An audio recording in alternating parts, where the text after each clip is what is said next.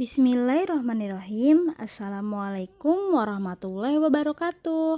Selamat pagi anak-anak soleh-soleha. Bagaimana kabarnya hari ini? Miss harap anak-anak selalu dalam keadaan sehat walafiat dan selalu dalam lindungan Allah. Amin.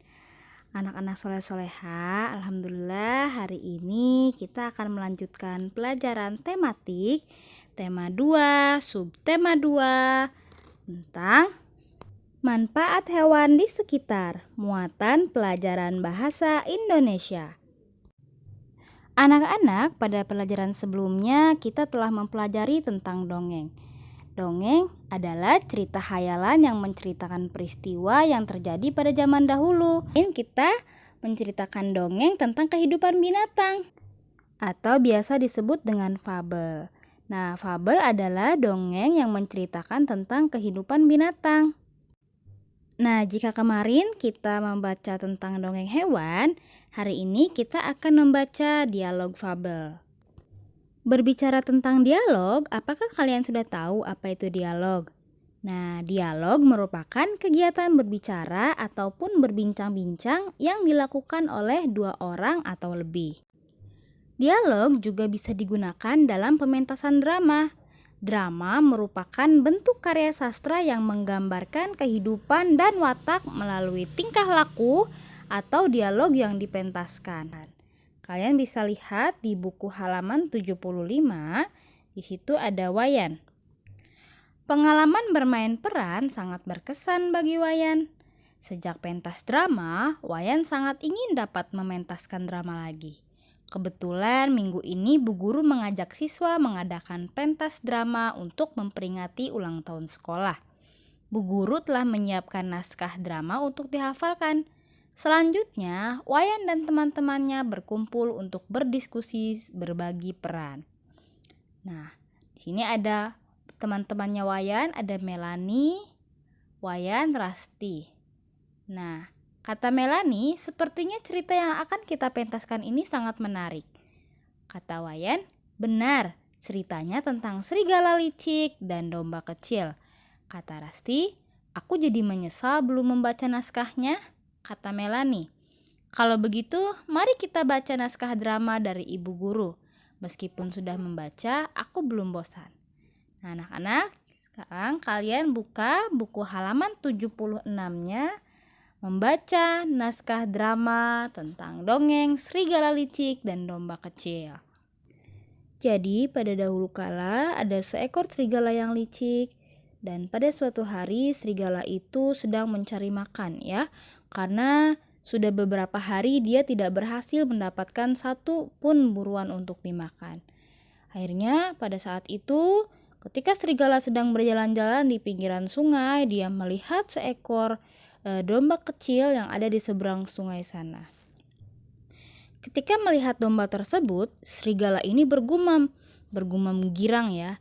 Dia merasa dia sudah menemukan makanannya. Akhirnya aku punya makanan. Kemudian si serigala ini bergegas untuk membuat lubang di dekat pohon. Ia buru-buru memasukkan kakinya di lubang. Dia berpura-pura sedang terluka supaya dia bisa menipu si domba kecil itu. Dengan suara lemah yang dibuat-buat, si serigala itu kemudian berseru, memanggil si domba kecil tersebut. Tolong berikan aku setetes air dari sungai. Lihatlah, kakiku terperosok dan aku sangat haus. Si domba kecil pun melihat si serigala dengan iba. Namun dia teringat dengan nasihat ibunya tentang serigala yang licik. Domba itu menjadi ragu untuk menolong si serigala itu. Karena dia teringat dengan nasihat ibunya. Kata si serigala, ambillah sendiri, kamu pasti bisa mengambil airnya sendiri. Dengan begitu si serigala tidak menyerah. Dia terus membujuk untuk merayu si domba kecil supaya bisa membantunya agar dia bisa memakan domba kecilnya nanti. Tetapi si domba kecil itu malah berkata bahwa dia tahu niat liciknya si serigala itu. Dia akhirnya tidak mau memberi air karena dia tahu ketika dia akan memberi air, si serigala itu akan memangsanya. Sejak saat itu akhirnya domba kecil tersebut berlari menjauh pulang ke rumahnya dengan selamat. Dan si serigala pun tidak berhasil memangsa domba kecil tersebut karena domba itu sudah tahu niat jahatnya si serigala yang licik. Nah, dari kisah serigala licik dan domba kecil, kita bisa melihat ya siapa yang berwatak baik dan tidak baik. Yang berwatak baik tentu domba kecil dengan watak baiknya yang dia itu baik hati dan penurut karena dia mendengar nasihat ibunya. Sedangkan yang berwatak jahat atau yang berwatak tidak baik itu siapa? Si serigala, serigala licik. Watak jahatnya apa? Serigala itu licik dan suka berbohong. Dan pesan apa yang dapat kita ambil dari dongeng tersebut? Pesannya, jangan mudah tertipu sebelum mempercayai sesuatu. Carilah dulu kebenarannya, ya. Karena orang yang berbuat jahat pasti akan ketahuan dan menerima hukuman yang setimpal. Nah, itu tadi adalah naskah drama yang dibuat oleh ibu gurunya Wayan untuk mengadakan pentas drama dalam memperingati ulang tahun sekolahnya Wayan. Nah, anak-anak, dalam drama itu sendiri ada unsur-unsurnya ya. Unsur-unsur pementasan drama itu meliputi naskah, sutradara, penonton, panggung, tata letak, tata rias, dan kostum, serta tata musik. Nah, selanjutnya kita akan membaca dongeng pada halaman 82, yaitu dongeng tentang gembala kambing dan kambing liar. Jadi, pada suatu hari yang dingin, badai dan angin bertiup kencang. Seorang penggembala kambing menggiring kambing-kambingnya ke tempat perlindungan di sebuah gua. Ternyata dalam gua itu juga didapati segerombolan kambing liar yang ikut berteduh. Nah, sang gembala itu ingin sekali membuat kambing-kambing liar itu menjadi bagian dari ternaknya, sehingga sang gembala berinisiatif untuk memberi kambing-kambing liar itu makanan yang banyak sekali. Sementara kambing gembalanya sendiri hanya diberi makanan sedikit. Saat cuaca terang, akhirnya sang gembala menggiring kambing-kambingnya dan kambing-kambing liar tadi keluar dari dalam gua. Tetapi saat gerombolan kambing hutan keluar dari gua, kambing tersebut meninggalkan sang gembala dan meneruskan perjalanannya mereka ke sepanjang bukit. Nah, sang gembala akhirnya marah. Inikah bentuk terima kasih kalian setelah saya memperlakukan kalian dengan baik dan memberi kalian makanan yang banyak? Kata sang gembala. Lalu dijawab dengan seekor kambing liar, jangan berharap kami akan ikut segerombolan ternakmu.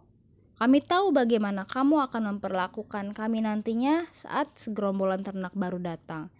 Seperti kamu memperlakukan kambing-kambingmu saat kami datang tadi, kata kambing liar. Mereka pun akhirnya melanjutkan perjalanannya menyusuri bukit. Nah, itu tadi kisah tentang gembala kambing dan kambing liar. Dari situ kita bisa melihat ya bahwa tokoh sang gembala berwatak tidak tulus. Ia berbuat baik hanya untuk mendapatkan keuntungan untuk dirinya sendiri. Jadi kita bisa mengambil pesan dari situ bahwa kita kalau misalnya kita berbuat baik itu harus dengan tulus, tidak mengharapkan sesuatu di balik niat tulus kita. Selanjutnya kita akan menjawab pertanyaan dari isi dongeng tadi ya. Nomor 1, mengapa sang gembala membawa kambing-kambingnya ke dalam gua? Nah, jawabannya karena badai dan angin bertiup kencang. Ya. Kemudian yang kedua, di dalam gua ada siapa? Jawabannya ada segerombolan kambing liar. Yang ketiga, apa yang dilakukan oleh sang gembala di dalam gua? Memberi makan kambing liar dengan sekenyang-kenyangnya, sementara kambingnya sendiri hanya diberi makan sedikit. Nah, untuk nomor 4, 5, dan 6-nya nanti anak-anak kerjakan ya, dan jangan lupa dibaca kembali cerita tentang gembala kambing dan kambing liar tadi. Nah, selanjutnya anak-anak silakan kalian bisa dibuka halaman 86, masih tentang membaca dongeng tentang hewan. Di situ ada Wayan bangga dengan orang-orang yang tekun seperti Pak Wongso. Wayan ingin menjadi orang yang tekun seperti Pak Wongso. Nah, tekun adalah salah satu sifat baik yang harus dimiliki setiap orang. Tekun adalah sifat rajin bekerja, pantang menyerah. Orang yang tekun tidak mudah putus asa. Ia akan menyelesaikan pekerjaan dan tugas sampai selesai, meskipun menghadapi banyak tantangan. Nah, orang yang tekun pasti akan mendapatkan hasil yang memuaskan seperti yang diceritakan dalam dongeng kura-kura dan kelinci. Apakah kalian pernah mendengar dongeng tersebut?